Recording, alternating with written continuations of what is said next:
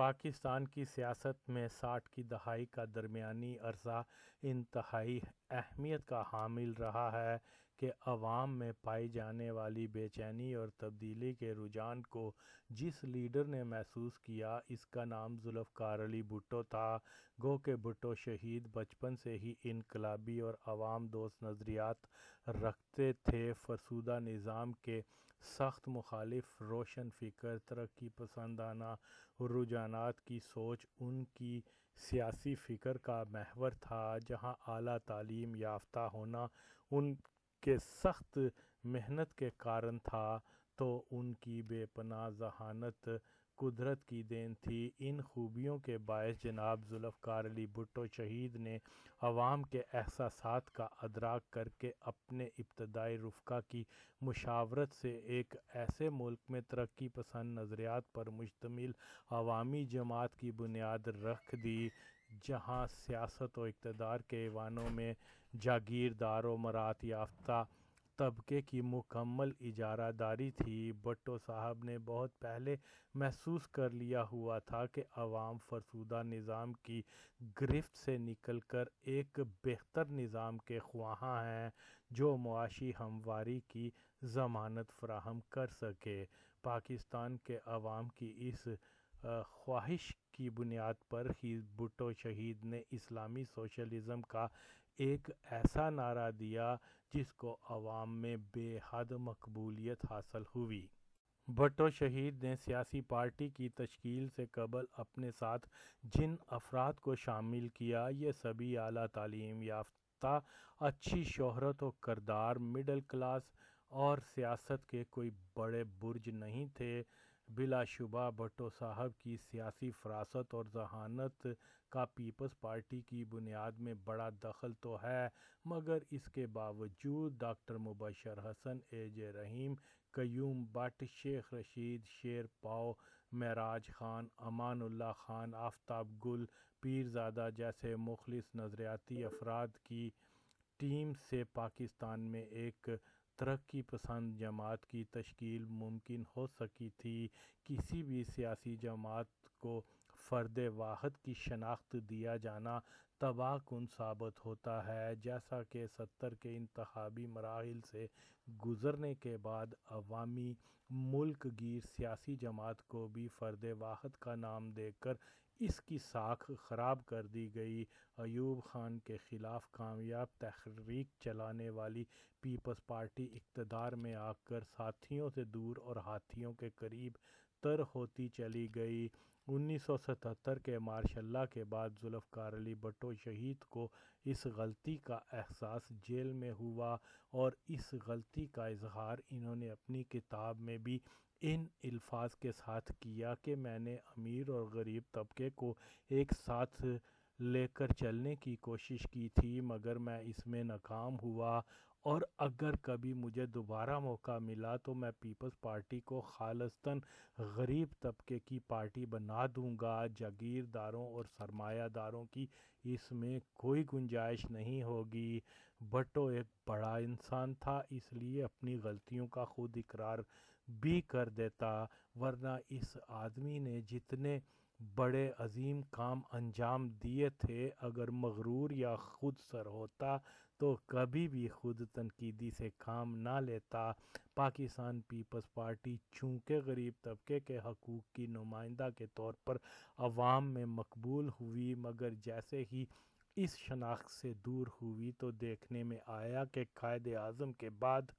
ہر دل عزیز اور اسلامی دنیا کا سب سے بڑا لیڈر اپنی جان سے چلا گیا، جس کا آج تک نقصان نہ صرف پاکستان بلکہ پورے عالم اسلام کو اٹھانا پڑ رہا ہے۔ ضیاء مارشل اللہ اور اس کے بعد بھٹو پر قتل کے مقدمے کو بنیاد بنا کر گرفتاری سے لے کر ان کی پھانسی تک ہمارے ملک کے غریب عوام کو اس بات کا احساس ہو چکا تھا کہ اپنی تمام تر غلطیوں کے باوجود بھی بھٹو صاحب غریب کا ساتھی تھا، غریب کے حقوق کے لیے لڑنے والا تھا، اور یہی وجہ ہے کہ بھٹو کو معزول کر کے جسمانی طور پر بھی ختم کیا گیا ہے۔ بھٹو کی شخصیت کو عوام ایک مسیحا کے طور پر دیکھتے تھے اور یہی وجہ ہے کہ پاکستان میں ضیاء کے خلاف شدید نفرت پیدا ہوئی۔ کچھ حلقوں کی طرف سے یہ جھوٹا تاثر دیا جاتا ہے کہ بھٹو صاحب کی گرفتاری کے خلاف عوام کی طرف سے کوئی بڑی تحریک کا نہ چلایا جانا دلیل ہے کہ بھٹو کے لیے عوامی ہمدردیاں ختم ہو چکی تھیں، جبکہ حقیقت یہ ہے کہ بھٹو صاحب ماشاء اللہ کے بعد پہلے سے زیادہ مقبول رہنما کے طور پر ابھرے کہ نظر بندی ختم ہوتے ہی آپ جہاں بھی گئے تو آپ کا تاریخی شاندار استقبال کیا گیا۔ لاکھوں کی تعداد میں لوگ بھٹو صاحب کی آمد پر ہر قسم کی رکاوٹوں کی پرواہ کیے بغیر جمع ہوتے رہے۔ اس زمانے میں ہی بھٹو صاحب صحیح معنوں میں ضیاء اور اس کے رجعت پسند حواریوں کے لیے ایک بہت بڑا خطرہ بن کر ابھرے۔ اسی بنا پر ان کو قتل کے جھوٹے مقدمے میں پھنسا دیا گیا۔ گو کہ امریکی سامراج نے روز اول سے ہی ضیاء مودودی تبلیغی و احمدیہ جماعت کو بھٹو کی سیاسی ساکھ تباہ کرنے کے بعد اس کو جسمانی طور پر ختم کرنے کا ہی حکم دیا ہوا تھا، مگر بھٹو صاحب کا معزول ہونا ان کی سیاسی قوت میں زبردست اضافے کا باعث ثابت ہوا، لہٰذا ضیاء کی ساری توجہ بھٹو کو جسمانی ختم کرنے پر مرکوز ہو گئی۔ بھٹو صاحب کی رہائی کے لیے کوئی بڑی تحریک نہ چل سکنے کی وجہ پارٹی کا کوئی واضح لائن آف ایکشن نہ ہونا، اعلیٰ درجے کی قیادت جن میں مفاد پرست جاگیردار طبقہ تو اندر خانی ضیاء کے ساتھ مل چکا ہوا تھا، وہ تحریک چلانے کے کی زبردست مخالفت بھی کرتا رہا۔ دوسری طرف نام نہاد سوشلسٹ راجہ انور جو آغاز سے ہی ایجنسیوں کا پلانٹڈ تھا، اس نے تحریک کے نام پر خوب مال بھی بنایا اور کئی کارکنوں کی قیمتی جانوں کو ضائع کروا کر بھٹو صاحب کی رہائی کے لیے تحریک میں مایوسی اور ناامیدی کے منحوس سائے چھوڑ خود پاکستان سے بھاگ گیا۔ ان تمام نامساعد حالات کے باوجود پنجاب، کراچی، پشاور کے کارکنوں نے ہمت کا دامن نہ چھوڑا اور انفرادی طور پر کسی نہ کسی طور پر تحریک کو جاری رکھنے کی کوشش کرتے رہے۔ البتہ اگر پارٹی کی کوئی واضح لائن اور لاہ عمل ہوتا تو بھٹو صاحب کی رہائی کی تحریک بڑے پیمانے پر چلائی جانے کے روشن امکانات اس لیے تھے کہ پاکستان کے عوام بھٹو صاحب کو لازمی بچانے کے خواہش مند تھے، مگر اس کا دوسرا پہلو یہ بھی ہے کہ ضیاء اور چند ضمیر فروش جرنیلوں جماعت مودودی کوئی ایسے باضمیر بھی نہیں تھے جو عوامی جذبات کی قدر کرتے ہوئے بھٹو کو ختم کرنے کے فری میسن کے منصوبے پر عمل نہ کرتے، پھانسی نہ بھی دیتے تو سلو پوائزننگ یا کسی دوسرے حربے کو بروئے کار لا کر بھٹو صاحب کو ختم کر دیتے۔ بھٹو صاحب کو صرف اور صرف جیل پر کمانڈو ایکشن کے ذریعے سے ہی بچایا جا سکتا تھا، جس کے لیے کچھ آرمی آفیسر اور پی ایل او کے کمانڈوز ہر قسم کا تعاون کرنے کے لیے تیار بھی تھے، مگر بے ضمیر اس ایکشن کے حق میں نہیں تھی، لہٰذا یہ کہنا کہ عوام نے بھٹو کے لیے کچھ نہیں کیا ایک فضول سی بات ہے۔ بھٹو صاحب کی شہادت نے جہاں عام آدمی کے دل میں پیپلز پارٹی کے لیے ہمدردیاں پیدا کیں تو وہیں غریب طبقے میں یہ احساس بھی پیدا ہوا کہ وہ سیاسی طور پر یتیم ہو گیا ہے، اور اس کے ساتھ ہی پیپلز پارٹی کے متوسط و نیچے طبقے کے جو سیاسی کارکن ابھرے ان کا مکمل سیاسی رجحان بائیں بازو کی طرف تھا۔ کارکنوں کا یہ طبقہ شیخ رشید اور قیوم بٹ جیسے ترقی پسند سوشلسٹ نظریات و انقلابی سوچ کے حامل کے نزدیک تھا، اور ضیاء ماشاء اللہ بھٹو کی پھانسی اور ملک میں امریکی اثر و رسوخ کو عوام دوست انقلاب مخالف عناصر کے گٹھ جوڑ سے تصور کرتا تھا۔ اس لیے پیپلز پارٹی کے عوامی مظاہروں میں امریکی سامراج سے نفرت کا اظہار بھی کھل کر کیا جاتا۔ جیسا کہ میں پہلے اس بابت اظہار کر چکا ہوں کہ پیپلز پارٹی کا یہی طبقہ خود سوزی سے لے کر الذوالفقار یا لیبیا جا کر انقلابی گوریلا بننے کے جنون کی نظر ہوا۔ ضیاء کے خلاف مسلح بغاوت کی کوشش میں شریک 80% وہ افراد تھے جو اپنی جدوجہد کی آخری منزل پاکستان میں ایک سوشلسٹ طرز کا انقلاب جانتے تھے۔ البتہ جاوید اختر طیلہ، شیخ اقبال، اورنگزیب، احسان بٹی، زاہد عباس، غلام مصطفیٰ میمن، زبیر منہاس جیسے کارکن کسی ترقی پسند انقلابی سوچ کے مخالف تھے، بلکہ احسان بٹی اور زاہد عباس تو کسی بھی سیاسی وابستگی کے ساتھ کمیٹڈ نہیں تھے اور یورپ جانے کے لیے کابل میں آئے تھے۔ پیپلز پارٹی کا سوشلسٹ سامراج مخالف پروگرام بھٹو صاحب کے دور اقتدار میں پاکستان کو امریکی بلاک سے دور رکھنے، غیر وابستہ لیبیا، شام، الجزائر جیسی امریکہ مخالف اسلامی ریاستوں، چین، رومانیہ اور دیگر مشرقی بلاک ممالک کے نزدیک ہونے، 73 کی عرب و مغرب کے اتحادی اسرائیل سے جنگ میں عربوں کی کھل کر حمایت، فری میسن پر پابندی، ملک میں بہت سی سوشلسٹ طرز اصلاحات، امریکی دباؤ کی پرواہ کیے بغیر پاکستان کے ایٹمی پروگرام کو جاری رکھنے اور 1977 کے انتخابات کے بعد امریکی سازش کو کھل کر بے نقاب کرنے اور امریکہ کو اپنی جان کا دشمن قرار دینے جیسے بیانات، پی این اے کی بھٹو مخالف تحریک میں امریکی ڈالر اور سی آئی اے کی کھلی مداخلت، اور پھر بھٹو صاحب کی شہادت میں امریکی کردار سے پاکستانی عوام میں یہ تاثر پیدا ہو چکا تھا کہ پیپلز پارٹی کا فطرتی جھکاؤ سامراج مخالف کیمپ کی طرف ہوگا۔ اس پر یہ کہ ضیاء کے خلاف پیپلز پارٹی کے ترقی پسند کارکنوں کی قربت دائیں بازو کے عناصر کے ساتھ رہی اور اسی زمانے میں پارٹی کی شناخت مکمل طور پر سامراج مخالف ترقی پسند قوت کے طور پر ہو چکی ہوئی تھی۔ یہی وجہ ہے کہ بے ضمیر 1986 میں اپنی جلا وطنی ختم کر کے واپس آئی تو عوام اس خوش فہمی میں مبتلا تھے کہ یہ لڑکی بھٹو شہید کے سامراج مخالف نظریات کو اپنی پالیسی کا بنیادی حصہ بنا کر ضیاء کے خلاف جدوجہد کرنے والے عناصر کو پارٹی کا ہراول دستہ بنا کر ایک بڑی تحریک شروع کرے گی، جس کے نتیجے میں ملک میں ایک مثبت تبدیلی آئے گی اور جو آگے چل کر ایک عوام دوست انقلاب کی صورت بن جائے گی۔ اگر پاکستان کے عوام کو اس بات کا احساس ہو جاتا کہ بے ضمیر اپنے ساتھ کوئی ریڈیکل پروگرام نہیں لائی،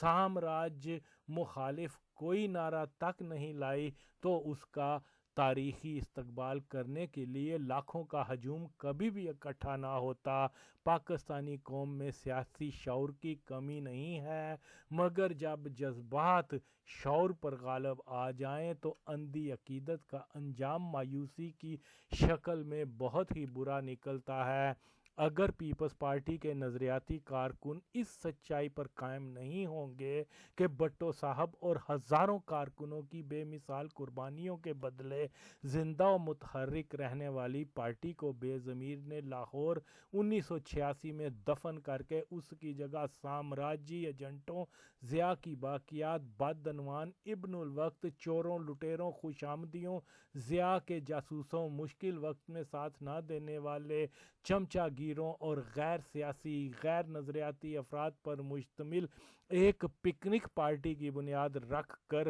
کارکنوں کی تاریخی قربانیوں پر پانی پھیر دیا تھا۔ اس وقت تک بھٹو شہید کی پیپلز پارٹی کی تجدید ناممکن ہوگی۔ پاکستان کے وفاق اور بہتر مستقبل کے لیے انتہائی ضروری ہے کہ کسی ملک گیر عوام دوست ترقی پسند پارٹی کو فعال رکھا جائے۔ بھٹو کی پارٹی ملک گیر ہونے کا درجہ رکھتی رہی ہے، غریب عوام میں سب سے زیادہ مقبول بھی رہی اور پاکستان کے وفاق کی علمبردار کے طور پر دیکھی جا چکی ہوئی ہے، مگر بے ضمیر اور بھٹو کے بیٹے کے قاتل زرداری نے مل کر اس پارٹی کو فقط سندھ کے چند بدترین کردار وڈیروں تک محدود کر کے ایک زبردست خیانت کر ڈالی۔ بھٹو شہید اپنی ساری زندگی پاکستان کو ایک خوشحال اور مضبوط ملک بنانے کے لیے کوشاں رہے اور اپنی پارٹی کو مخصوص علاقوں تک محدود نہیں رکھا۔ اقتدار میں آ کر مکران کے ساحل سے لے کر چترال کے دور دراز علاقوں تک کے دورے کیے، مقامی افراد سے رابطے بنائے جو کسی انتخابی مہم سے زیادہ پر اثر ثابت ہوئے۔ یہی وجہ ہے کہ ایک سندھی بھٹو پنجاب سے ایک بڑا لیڈر بن کر ابھرا اور چند ہی برسوں میں پیپلز پارٹی کو ملک گیر پارٹی بنا دیا۔ جنرل ضیاء نے سامراج کی حمایت پر جو فوجی بغاوت کی تھی،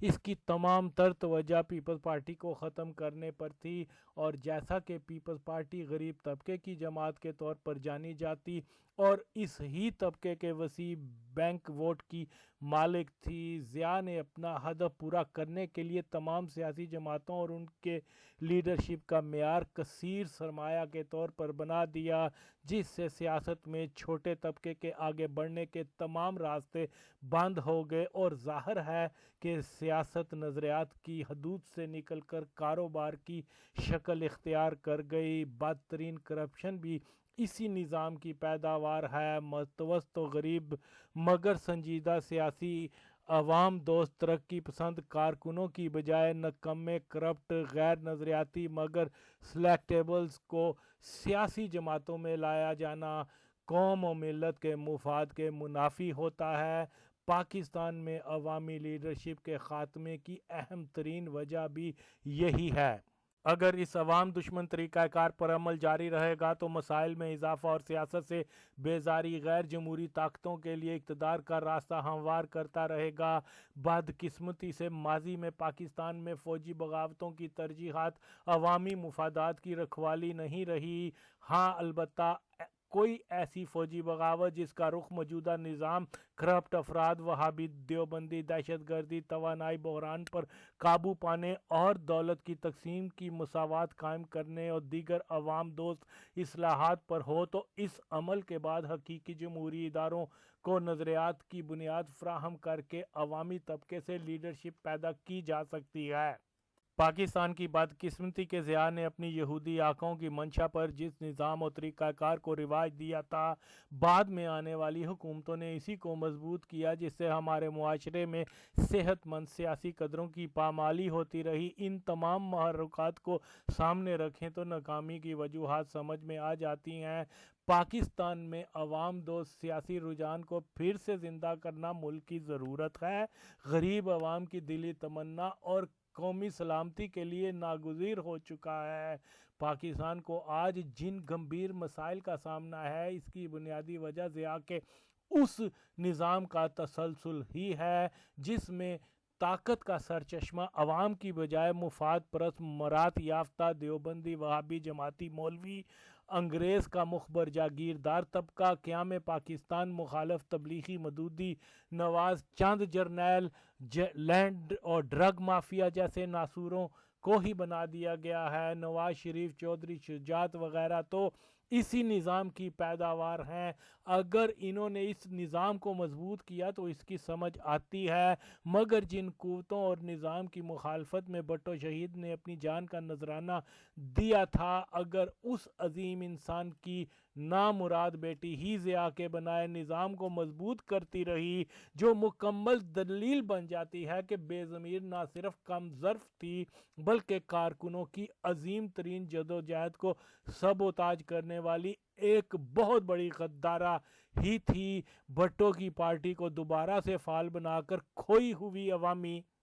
ताकत को हासिल करना हम हकीकी भट्टो जान निसारों पीपल्स पार्टी के असल हकदारों का एक मुकद्दस फरीजा है। पाकिस्तान की खुशकिस्मती है कि यहाँ के अवाम आज भी भट्टोइज्म और उसकी बनाई पार्टी को अपना निजात दहिंदा समझते हैं। फर्क सिर्फ इतना है कि बेज़मीर की लीडरी से कबल वाली पार्टी को बहाल किया जा सके, इसलिए तमाम आजमूदा मुखलिस नजरियाती साथी एक प्लेटफॉर्म पर मुत्तहिद होकर हकीकी पीपल्स पार्टी की क़यादत अपने हाथ में लेकर असल भट्टो पार्टी की अवामी नजरियाती साम्राज्य मुखालफ गरीब और कुचले तबके की नुमाइंदा शनाख्त को बहाल करें। भट्टो शहीद की बनाई पार्टी ही असल पार्टी है कि किसी सियासी पार्टी से निस्बत उसके नजरियात और मंशूर के कायल होने से मशरूत होती है, ना कि चमचागिरी से। पीपल्स पार्टी के कारकुनों की तारीखी जिम्मेदारी है कि वो मैदान अमल में निकलकर अपनी लीडरशिप कायम करते हुए भट्टो शहीद की पार्टी को फिर से जिंदा करें। दूसरी सूरत माजी की शानदार कुर्बानियों और अजीम जदोजहद का मकसद पूरा नहीं होगा। जरदारी एक मुखलिक बीमारी